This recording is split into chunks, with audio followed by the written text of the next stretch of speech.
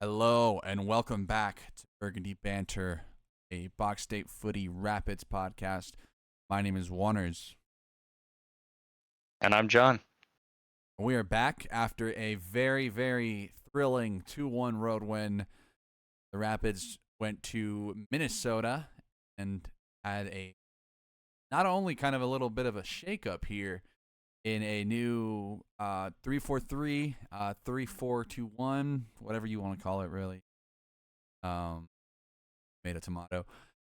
2-1 victory for the Pids here in a game where the Rapids out Minnesota. Interesting win here for the Rapids. Darren Yappy with the brace. Some good stuff there. Yappy train. It may sometimes run out of some coal to burn, but then we get a huge supply here. Brace. John, I'm going to go to you. What are your initial thoughts on this match? How did you feel about this one? Overall takeaway. Felt pretty good about this match. I think it was surprising. I don't know anybody who really thought the Rapids would come in and get a W out of this game, let alone a draw. I'm just going to say it. That was a good coach by Chris Armas masterclass right there. Mix up Okay. the formation. You just lost Djordje. Team, you don't know how they're going to react losing their star player. So the team came out, they bowled out. I thought Chris Armas put all his players in the best position to succeed, and I'm really impressed. And considering how negative everybody was last week going into that game, it's kind of done a 180 for me. I'm kind of a little bit more excited for this stretch run of the season now after the performance like that. Yeah, and I think it's funny because there seems to be this stigma behind playing five at the back or playing three at the back, and for me, it's like, what is the one thing that I hate to see week in week out with this team? It's Cole Bassett at the 10, right? So I figured we would be going back to that, right? And so my excitement for the Rapids as a whole just very much tanked with that kind of idea of Cole at the 10. And then lineups drop, and it's Noah Cobb in for Teddy. That one kind of stings because it's, Teddy Cudi Pietro, one of the, most dynamic players, I'd say, on the team. And that was my first kind of head scratch at the lineup. But then I was like, okay, well, 3-4-3. Got Teddy off the bench who can probably, pass with DC. That's what he did. He was a off the bench guy and kind of breathed life into the game, right? And so too many times coming out of the second half, this Rapids team would just be fine with one shot before the 60th minute and then try and ride out like a lead, right? And they did that here as well. Don't get me wrong. But just the way they went about it is very, very good to see because they stood in there, hung around with them, and made it quite the game. Almost a little nervy at the end there. But I'm kind of interested to see what did you make of Cole Bassett in this game? I thought Cole Bassett played well. He was in the position that he is best at, playing that box to box 8. He's not in the 10. So I thought that was very good for him. That's kind of why I like that formation, was the players got put in a position to where they can succeed. So I think going forward, if Cole Bassett, I'm with you, don't put him at the 10, just keep him in that midfield as a box to box 8. I am questioning a little bit of his set piece deliveries. I'm not, they weren't, they were so. It is a drop off from losing Djordje having Cole Bassett in there, but he played a really good game. Um, I thought he did really good. I can't really think of any player that the Rapids that didn't play well. I thought everybody had a pretty good game. Man, I'm kind of on the opposite then because I thought this was, like I don't like Cole at the 10, but I also didn't think he had I didn't think he had a great one here either. And we're seeing less and less of like when's the last time we saw Cole Bassett run into the box, bro? Like usually that's deadly.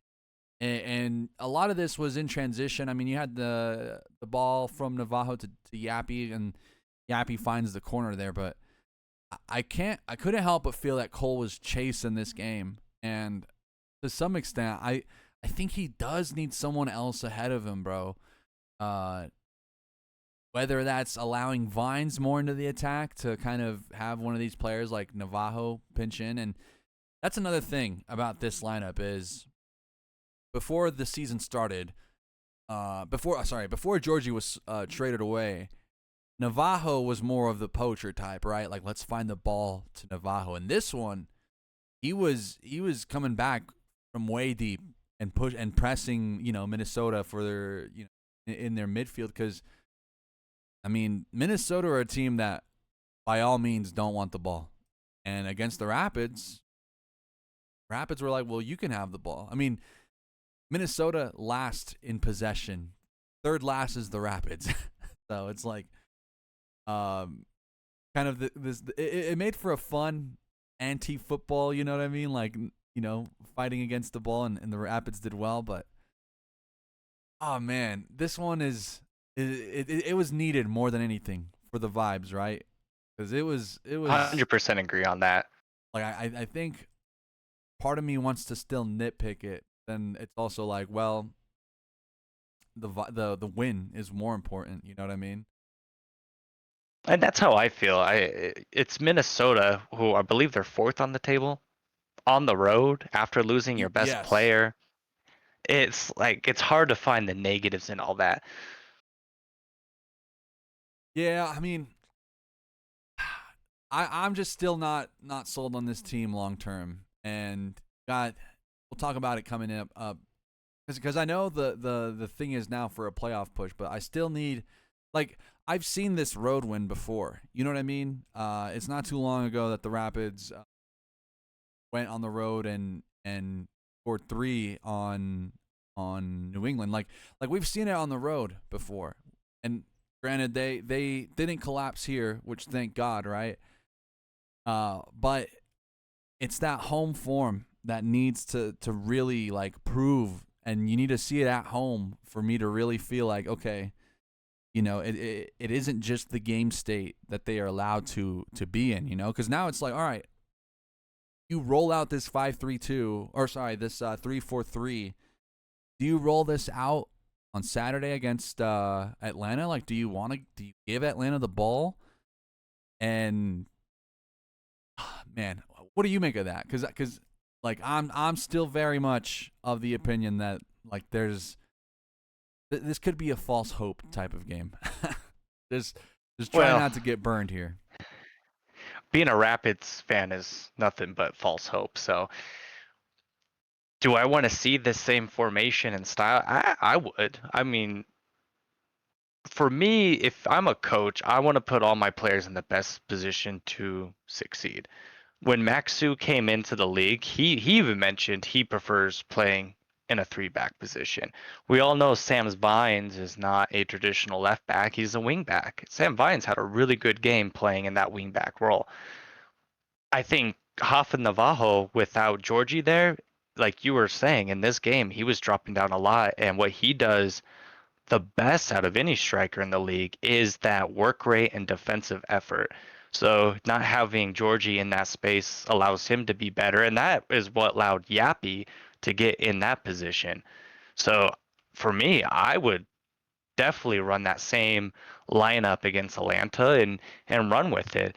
I don't. We're not going to win a trophy. The rest of the games for this year is really to find out who we are without Djordje and how we can play going into next year, and what are the pieces that we still need to start competing at a higher level. So, I would run it out for this game and see how that plays. Man, I'm just not sold on it, because I mean, like I know, Navajo did a lot of work off the ball, right? But it was also in this same game where he had a open like a great chance, like potentially the first goal, and I think it was in the first half, or no, or towards the second It was like the half. 4th minute, right? Yeah, he had every reason to to score off this amazing pass by Calvin Harris. And that miss, I like look back to it. I'm just not sold at. I'm not sold by Hoffa with the ball. That's. I mean, off the ball, right? Wins it back well. Does all the things that many DPs won't do, right? Like there's not many DPs I can think of like Irving Lozano who is that kind of like hardworking DP is gonna do that stuff. A lot of them don't work as hard for the ball as Navajo, right? But then when it's those moments when he's got to, like the pass to Yappy was exceptional, right? It's those moments we need to see more and more and more of, because for all those, I feel like it's a rarity when we see Navajo, do well with the ball from deep, and that's what I'm gonna miss about Djordje. It's like someone else has got to feed Navajo here. Can't just be the guy that forces these chances, because he's best. Navajo's best as just a pure finisher. He gets to chances. He gets to cross as well. He's a when they do cross it to him, but he's just got a good instinct in the box, and I want to see him in the box more than anything. And I kind of disagree with you a little bit on that. I think with Djordje out of the picture, I think Hoffa's going to be a lot better. I the way he was working in that game, like you mentioned, the pass to Yappy, the previous game against Cruz Azul, he had a really good shot off a turnover that was a goal for that. That was really well. I actually kind of think this might Djordje leaving, I think puts a little bit more on him to be the guy. And that celebration he had when he assisted on the Yappy goal just tells me how much of a team player he is. I kind of think he might be taken off in the rest of this year to where we're gonna kind of just forget Djordje because Hoffa's gonna step up. I'm gonna do a little 180 on your thought process there. I like it, man. I like this. If there's any a striker that has worn various amounts of hats, it is Navajo, and it's which one's the right fit. And I mean, he could thrive without Djordje, but man, are we just starved for some talent right now? Another player that I'll start off. I was not too impressed with, but nonetheless, strong addition just by the fact that they changed the side up, was Noah Cobb. He got bodied around by Kelvin Yeboah on 2 different occasions, and that's kind of I don't think Noah Cobb's game is progressing the ball. I think he's or not there, but like I don't know. Like, what did you make of Cobb here? Because I like the player here, but I couldn't help but think that Yeboah was just punishing him, man, and it didn't cost the Rapids this time, but it very well could against a stronger opponent. I thought he was all right. He might have to hit the weight room a little bit because he does look to be a little physically underwhelming, to be honest with you. I believe he was the guy on the Minnesota goal. He went in for the slide to try to win that ball, didn't win it fully, and the Minnesota player got that off, and then Murphy got caught out of position. That's how they scored. So definitely needs some more physicality for Cobb going forward on that. But we're going to have to play him. He's on a loan, and you want to see what he can do if you want to actually pick up that buy option. So I don't think this is the last time we're going to be seeing Noah Cobb. No, and well, we'll see, right? Because are you dropping Cobb? Like, because we still got Rob Holding. To we stay at the 3-back.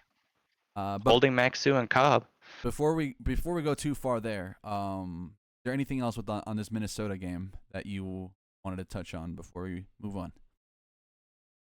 No, I think we covered most of it. The biggest point for me was just this was one of the few games this year where I really applauded Chris Armas. So I want to shout out to him. I thought that was it takes a lot to switch a formation and you losing your best player and to come out on the road against a better team and to get your players motivated to go out and play and win like that, that's a big ups to Chris Armas.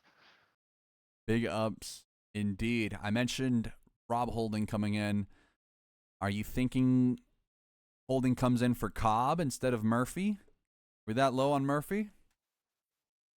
I'm not really that low on Murphy, but you got a buy option on Cobb, so you got to play him. You're not going to set Rob Holding. My only question would be, if you're not picking up Maxu's option, how much does he get regulated to the bench? But he's been wearing the captain's band, so maybe we stick with the three back because you can have a Holding, Maxu, and Cobb in there. So I think that's the more likely scenario because I'm not benching Maxu and you're not benching Holding. And if you have a buy option for Cobb, you kind of want to see what he can do. So it is going to be interesting. But Murphy is definitely the odd man out on that. Why is that? Why do you think? I just think it's just because of who you have. You know, again, Maxu, he's on a TAM, captain's armband. Holding, you just brought in, so you can't set him on the bench. He's probably going to be a TAM level deal. And again, Cobb, he's got a buy option. I'm in that realm of, if you loan a player, you got to play the player, especially if there's a buy option on that, because you want to pick up the buy option or not. So you got to play the player. So That's Cobb not entirely go true the though. rest of the 8 games. You got to play your For best me players. personally, I would Your play him. best players. And If I'm I not have a loan, convinced I want to Cobb is play him. better than Murphy. Loan or no loan. I mean, you bought Murphy. Like, Murphy's on the team. Murphy's a Rapid next year. Why wouldn't you want to build up Murphy to get, more minutes, more time with the team, establish himself as, the actual guy that'll be here next year? So you think we don't pick up Cobb's buy option? Well, I just don't think Cobb will be the starter. I mean, I still think we see Cobb. And Okay, I okay. think even if we don't see Cobb, this team loves to buy low on players. And there's plenty of tape of Cobb out there, Like there's enough for the Rapids to at least put the decision on themselves, right? But I don't think that should justify his start in the unless I mean, Chris Arm it has been known to play some of the younger guys, right? I mean, his first ever 11 featured Oliver Larraz, and many people were like, Larraz?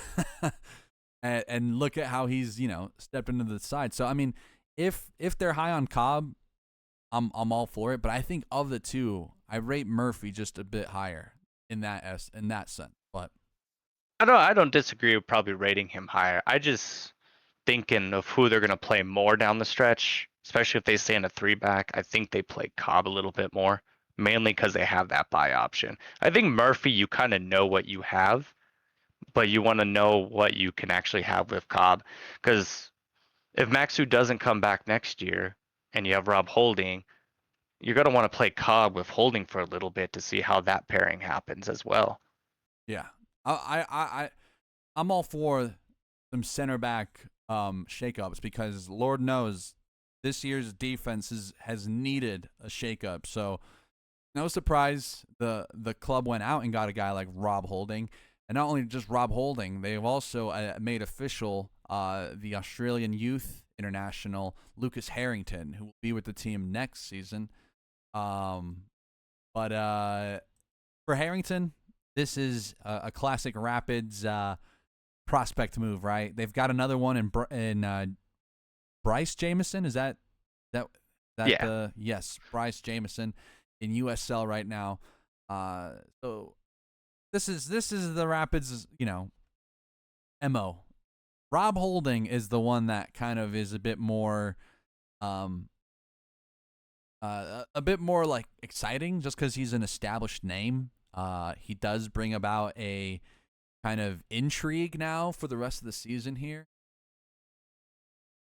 I'm hoping we see him here, but and final signing here is Alexis Manyoma, made official. All these deals are, now on the line, dotted, they're either working on their visas. I think don't know if my Neoma is in just yet, but very excited for this, you know, this swing of players coming in, right?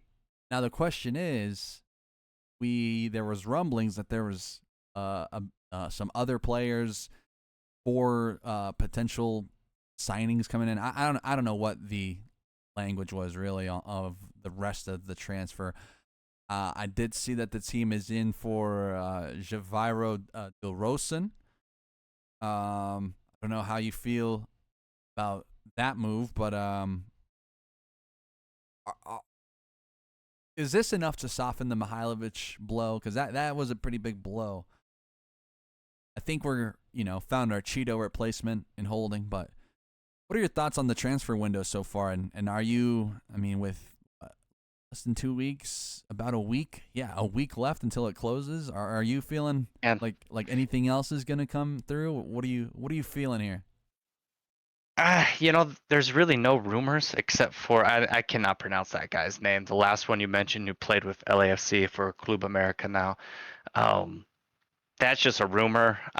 Somebody posted, not Boga or anybody important, posted they made an offer for him. I don't think there's a signing this summer that can come in that makes the fans feel better about what happened with Djordje. The only thing that's going to make the fans feel better about what happened with Djordje is if we win on the field without Djordje. That move will probably come more in the winter, and I don't really think you're going to find a player replacement for Djordje, to be honest with you. And I don't even think we need to. It's just one game, but if we roll off a couple good solid wins and we look good without Djordje, we can start having the conversation whether or not we're a better team without Djordje. So, no, but none of those players to me are Djordje replacements. I don't know enough about the Colombian guy. He's not getting a lot of minutes down there. He's got a loan for a buy option. So we'll see. We'll see what they do. These are classic moves, like you said, where a lot of these players have more upside than what's been proven outside of Holding, and we'll just kind of have to, hopefully the club and the organization can train and get these players to a higher level than they're currently at, and maybe we get a gem out of the rough here. I am excited about my Nyoma because from the tape that I've seen, he gives a very much a Red Bull winger, and Chris Armas loves himself a Red Bull winger. He's a player that's going to press, that's going to be aggressive on playing on the right. From what it looks like, you got Teddy on the left there. Kind of going to be interesting to see how the Manyoma Harris battle goes for that right wing spot, but I think he's got a bit more heft to him than Harris. Probably got more, probably a bit more speed. I would love to see that match, that race between the two. But overall, I want to be excited for Manyoma. But I think with a lot of these things, right? We got to see him play first. We gotta see how it looks like in Burgundy and on the pitch, and that's ultimately like where the answers will be revealed, right? But man, I know there's not going to be that Djordje incoming or that Djordje level replacement for that sized hole in your heart. Not yours, but listeners, fans, whatever. But I also agree. I think this team, if they weren't going to be playing possession style footy, you don't really need a guy like Djordje who is better, with the ball, with surrounded by players that are gonna, do more with it. Yappy and Navajo combining over the weekend is exactly like the kind of like 1-2 punch style of game the Rapids want to play. It's a style that did really well for them in 2021, and ultimately signings like Manyoma, I'm like, all right, cool. We're signing players for the game model now. When the team signed Kevin Cabral, it made no sense then, not only because of the meme that was Cabral, but even just the fact that you're trying to shoehorn a underperforming left wing into Robin Fraser's 5-3-2. And no wonder it didn't work, right? And since then, I think the team has had to pay for that sin, and that terrible price, even to now with Djordje leaving, right? But I'm just happy to see that there is some rhyme and reason to the moves now, and ultimately, I still think one big budget player could really do, or not big budget, but one big like marquee signing could do a lot for the Rapids next. As they try and garner their fans back and sell them on the project once more. Anything else on the Oh, I signings? agree. No, I agree. I think that there's some vision in there. I'm just a little hesitant with, especially international players. You never know how they're going to come in and do in MLS. So I always try to be a little pessimistic, hold back a little bit on excitement with international players. I do think that there might be a couple moves coming in that are from within the MLS because we do seem to like that cash for player market. So, Carl's Gill, but baby. I'm excited.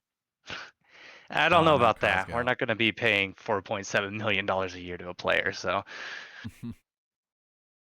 No, it's just my dream scenario. But again, if we're not playing, I mean, even then, that's kind of goes against what I said because that's not the model, right? Not Carl's Gill in possession there. no, but the model is Yappy and Hoffa. Those two play off each other so well. And that I want to see that more of. And I don't really want to bring in a player that's going to take Yappy off the field, to be honest with you. Hell yeah. That guy deserves. He deserves to be starting in a two striker system. I think that is the way forward. Or light a fire under his ass and go get a striker anyways. I mean, you want some depth for sure. I'm not going to say no to that, but if you're starting every game with Hoffa and Yappy, that's going to be a fun game. Absolutely, I'm here for it. Let's talk about Atlanta United because they are in town to face the Colorado Rapids this Saturday at DSGP. A lot to say about Atlanta United here. One of the, kind of a very telling tale of like this thing where, fans want investment. There's two types of investment in my eyes. Investment to me means I want the ownership to care. I want the ownership to be looking at the Rapids beyond, just the tax break that they serve KSE. The other side of investment that people talk about is money, buying contracts, buying, spending money, spending high, lots amounts of money, which Atlanta United did. Atlanta United went out and they signed Emmanuel Latelath for a record fee. They brought back Miguel Almiron. They had Alexei Miranchuk last season to build off of, right? And they got a new coach in Gaffer Ronnie Dyla. Listen to Outside the Box. You'll know that Atlanta is miserable. Watching Atlanta is, Latte Lath with just 7 goals, being the highest transfer fee paid for a player, and Atlanta's in 13th with they are 14 points out of a playoff spot. So it's like, be careful, what you wish for with spending, because now they're tied to those players, and it all goes back to roster build. How you build a roster matters more than the amount put in. It's got to have, a structure. It's got to have a reason for it. And right now, Atlanta are trying to revamp. They're trying to spend their way more out of it. They have a new center back. His name is Inea Mihaj. Stian Gregerson is back after a long injury. He's not been playing this year. They have Juan Berrocal, who's another center back coming from Spain. Steven Alzate, a holding midfielder from, I think it's Bournemouth in the Championship or Premier League, wherever the hell those guys are at.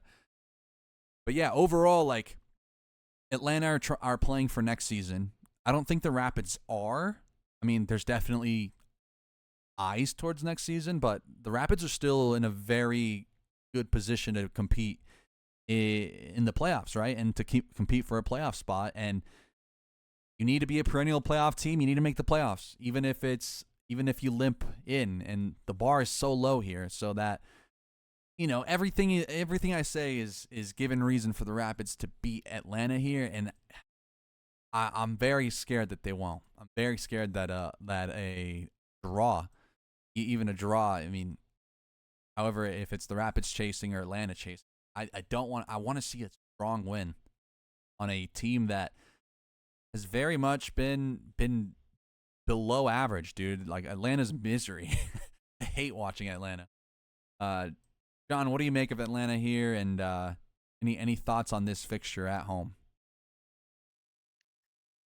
I'm just looking up right now, so correct me if I'm wrong, but Atlanta has not won in MLS since May 28th.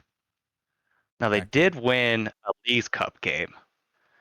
They played on the road last week against Montreal, and now they're coming to altitude, or is it elevation? I can't remember. Mitch Carroll's gonna be mad at me for that one. I think it's elevation, right? So they're coming to elevation. Second road win. They are negative 16 on goal differential. I feel good about this game.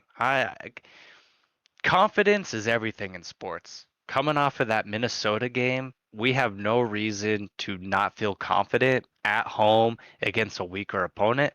And I agree with everything that you said, right? Like this could be a trap game, draw, but I'm riding good vibes all week since Minnesota. So I feel good about this game.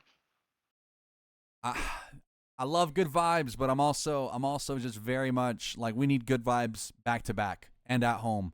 Nothing beats home good vibes. Like a road good Oh, vibe is agree. great, but like the vibes at home have not come good. And you can't just ride last week's results into this. Like like the Rapids really. That's why I'm kind of nervous if the Rapids play out of that at 3-4-3, because then you're allowing Atlanta, who have the talent to play with the ball. I mean, it's not. I mean, overall, I think they just are poorly coached, and I think the Rapids should, punish the mistakes. They're very bad build-up play, but also I can't help but think that Saba is a guy that if he runs at he runs at Sam a certain way or runs at this defense a certain way, like the Rapids are coming up against players that have the quality, the individual quality, and that has always been a Rapids Achilles. It's the guy that can dribble through the entire defense that they can't stop, right? So I'm really hoping like more than anything the how the team looks, who is playing, like the whole I'm very much still intrigued. Like there's a lot of cliffhangers from this Minnesota game. Even like this is just the kind of the shakeup that this team kind of needed to really kind of prove it to themselves that yes, this model works even against a team like Atlanta, and it has to work against a team like Atlanta, dude. Like no excuses. It's got to be a win at home. But Oh, I agree. It has to be a win. I do think that there's a lot of good things coming off of a win like that. Just the growth of the team without having your star player there anymore. You know, I think that's very important. To your point about giving Atlanta the ball, we're like you said, third worst in the league for possession. Atlanta's going to have the ball anyway. So, if we're going to play a 3-4-3 or go back to the 4-2-3-1, we're going to not play in possession anyway. So, I would run it with what we did in Minnesota. It seemed much better defensively, and it's putting your players in a better position to succeed. But yeah, this game, it's Atlanta. You have to win that, and I agree with you. Home vibes are better than road vibes. But I just want to keep the good vibes going. We're gonna have it's a market day at C38, so I think that's gonna be a fun day, and hopefully we could cap it off with a victory. There's gonna be fireworks. Marcelo Balboa's numbers being retired. So it's going to be good vibes all around. So hopefully we don't get soured with a poor performance from the club. man, you say that, and all I can think back is all the other good vibes before a game. More Right. specifically, Thanksgiving 2021. But Yeah, yeah. Well, what that's Rapid's life, right? Exactly. Ah, man, I really don't. I really need to see this win just so I can snap out of the the, the critique psychosis. But tell me any score predictions here for yeah, and then I have one more thing to get into before we wrap up. I'm gonna go 3-1. I'm gonna get me another Yappy goal, a Hoffa goal, and then a Cole. Give me a Bassett goal. I'm gonna go 1-0 win. Rob Holding header, 93rd minute. I don't know Enough. if he has his visa yet to play. Damn.